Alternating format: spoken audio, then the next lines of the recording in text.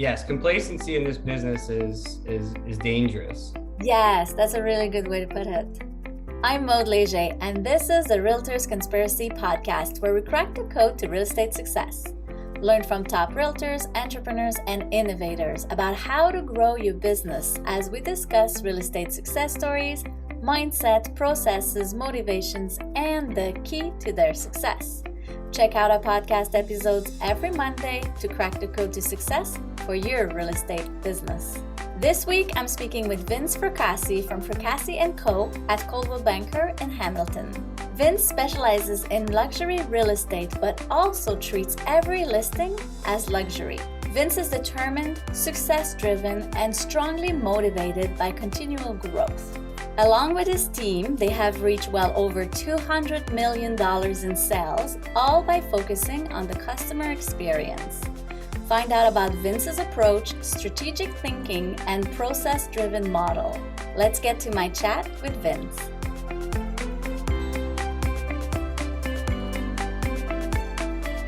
Hi Vince, thanks for joining us on the episode today. Tell us, what is the key to your success? Thank you so much for having me. I appreciate it.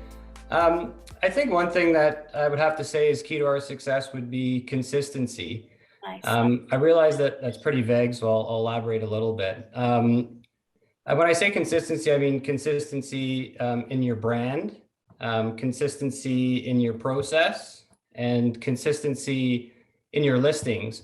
And I don't just mean the number of listings, I also mean the quality of those listings. So for example, people always ask, you guys always have such beautiful listings, and well, they're not always that way. But we put the same amount of effort into, a lower end listing as we would for a high end luxury listing. So the quality is always consistent in terms of our marketing and our social media. Yeah. And I think that that's really important. One story that comes to mind is when we actually rebranded as Fracassi Co. We hired a great marketing company out of Toronto called Blue Door.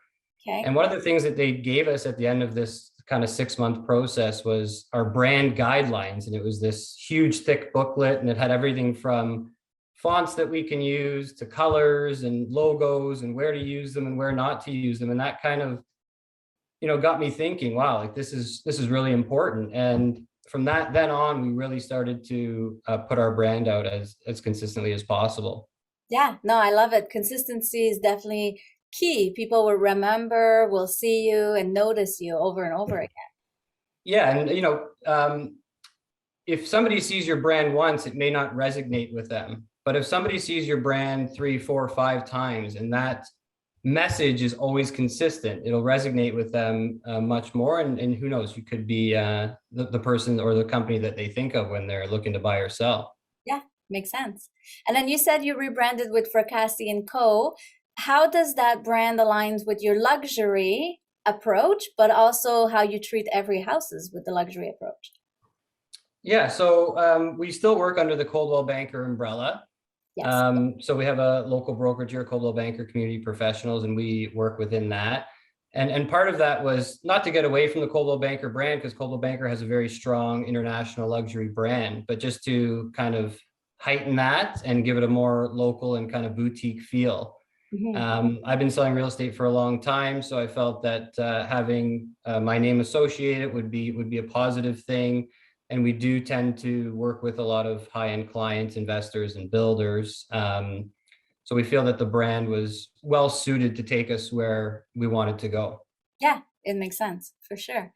When you think about the way you treat your clients, and then you said something about consistency in your system, what systems do you apply to your business, to your clients? So it kind of goes back to, again, the consistency in our process. And that's really, really important. So as I mentioned, our process doesn't change whether we're listing a lease or we're listing a luxury home for sale. And it's been great to have the team kind of come in on that process and work through that with us. So everything from, and I don't just mean the process of, hey, we're going to list your house for sale and then it's sold.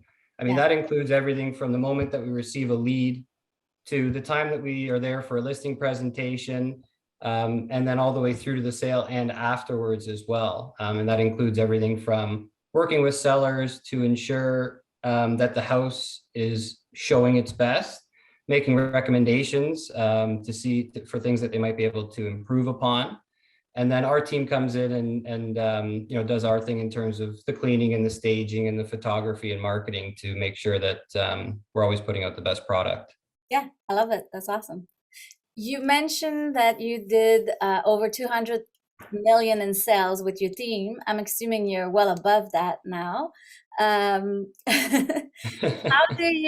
are the 3 actions that gets your team going as well as you to close more deals like that? So one of the interesting things that I did when I was thinking about starting a team was I actually met with a lot of the key managers that had some big teams in the Hamilton and Burlington area. And one of the things that I noticed was that their models were very dated. And in my opinion, kind of flawed for kind of that new younger generation of agents, because it was basically very one-sided. You had the kind of the main guy who's all over the place, and then everyone else who's doing all the work underneath them. And I wanted to change it. I wanted to make it more modern. And so we have a really great program. We incentivize the agents to close more deals. And when they do, they get bonuses, or they'll get a reduced commission split and things like that. And we're a small team. I mean, we're 5 agents. We all are very like-minded. We all get along very well, and we all just kind of push and motivate each other to do better. Yeah. How do you keep them accountable, and how do you keep yourself accountable? I'm a little bit of a micromanager. I'm not going to lie. If you ask the team, I have a hard time kind of stepping back from kind of the day to day. But although I am a bit of a micromanager, we don't just go out and bring on any agents. The agents that we have been either strategically selected to better the team. So everyone adds value to the team in some way or another. Yeah. And I don't feel that I have to really micromanage anymore. I feel that everyone kind of does their own thing, but I just kind of oversee everything and make sure that things are running smoothly and that everybody is doing the best that they can. I guess you've been building trust towards them, and they build trust towards you as well. It works. Exactly. Yeah. Yeah. One of the questions I was going to ask was, what quality do you look for in realtors when you're trying to hire them or onboard them onto your team? So again, I'm not really in the business right now at this stage of recruiting agents just to recruit agents. A lot of teams just are in the business of recruiting, but they're not really looking at the quality. Yeah. So again, one of the things that is important with the brand and sticking with the brand is that we have to feel comfortable that if we're sending an agent into a luxury listing presentation, that they're going to represent the brand properly. So again, agents that are like-minded, agents that are very hardworking, very determined, yes, and agents that understand what it is that we're trying to accomplish. But again, also agents that bring other things to the table. For example, I'm not the most techie person in the world. IT is not my thing. So, having agents that can help on the social media side and on the IT and website side is very important. So we have some great young agents that help with that, as well as agents who bring interior design and staging expertise, as well as general business expertise as well. Yeah, then it will make a really well-rounded team. Makes sense. Exactly. So what about you? What quality do you have that got you to where you are today? You know what? I mean, I don't really know if there's a particular quality. I think a lot of people, have said, integrity is really important, and honesty is also very important in this business. But I think there's a little bit of luck, I think, associated to people's success as well. And I think you'd be lying if you didn't say that. But I would say I'm just a very determined person. I don't really settle for anything. I don't necessarily even have a general goal that I'm always going towards. It's just always to be better and better and better. I'd say my general just determination to succeed is probably what's gotten us here. Yeah, and that's what keeps going nonstop, I guess. It's not like you reach a number and then you give up. Yes, complacency in this business is dangerous. Yes, that's a really good way to put it. What are three actions that you do every day or that you think every realtor should be doing every day to grow? Well, that's a tough one. Yeah. The funny thing about the business, I think one of the things that makes this business so interesting is that every day is different. And I think that's what's exciting about it for a lot of people, and that's what draws a lot of people to the industry. True. You can say, you should be prospecting every day, and all those fun things. But I think you just have to wake up in the morning. You have to make sure you set some time aside for yourself, because as you know, this business is 24/7. There's not a lot of not a lot of off time. Yeah. So having time for yourself is really important. Definitely being involved in one way or another, even if you're a new agent and you're not busy. Perception is everything in this business, I find. So I always tell the new agents, well, I don't have any listings to post. Well, you don't necessarily need listings to look like you're busy. Go to a conference, or find the best agent in your company and shadow him for 3 months, or share listings with other agents in your brokerage. Yeah. Look for ways to keep busy if you don't have the business early on. Yeah. That's a really good one. Don't stay and wait for business to come to you. Yes. Actions towards moving. Exactly. If people see that you're active, and it may not be on listings or buyers, but if they see that you're active in the industry, they'll generally just be, guided towards you. Yeah, makes sense. Very cool. What's the best advice you've ever received? Ooh, that's a tough one. So my father was an entrepreneur, and he always used to say, it's a little bit corny, I guess, but you treat the janitor the same way that you treat the CEO. And that kind of stuck with me forever. And that's kind of part of how I run the business. And I mentioned that earlier. I go into every listing presentation with the same professionalism, and the same process. So whether it's a $200,000 listing or a $10 million listing, we treat every listing the exact same, and everybody gets the same amount of effort in terms of how we're going to push that product out. Yeah, that's not putting yourself into just a luxury market, is treating every listing the same way. It makes perfect sense. That's exactly right. Yeah. And I guess it makes people feel good about their house, about their home, about working with you if you're making them feel luxury. That's exactly, and it really is all about the customer experience. And that doesn't just mean, again, you did a great job selling our house. So yeah, that's our job.